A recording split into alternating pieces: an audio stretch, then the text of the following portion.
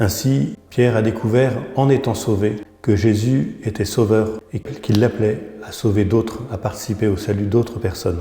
Il va de fait encore l'expérimenter lors de la marche sur les eaux. Jésus lui dit « Viens Pierre ». Pierre descendit de la barque et marcha sur les eaux pour aller vers Jésus. Mais voyant la force du vent, il eut peur, et comme il commençait à enfoncer, il cria « Seigneur, sauve-moi ». Et de fait, Pierre va être sauvé par Jésus et remis dans la barque, même s'il devra apprendre à progresser dans la foi. Homme de peu de foi, pourquoi as-tu douté? Si Pierre a expérimenté par lui-même que Jésus est Christ et Sauveur, il va aussi pouvoir le contempler à travers l'œuvre du Christ. Chaque jour, dans la suite du Christ, il va pouvoir contempler que Jésus guérit, libère, relève. On le voit par exemple en Matthieu 15. Jésus partit de là et arriva près de la mer de Galilée. Il gravit la montagne et s'assit. De grandes foules s'approchèrent de lui, avec des boiteux, des aveugles, des estropiés, des muets et beaucoup d'autres encore. On les déposa à ses pieds et il les guérit. Cet épisode de guérison au bord du lac aura certainement rejoint le cœur de Pierre et de toute cette foule et aura résonné en lui ce texte d'Isaïe que nous pouvons entendre au chapitre 35.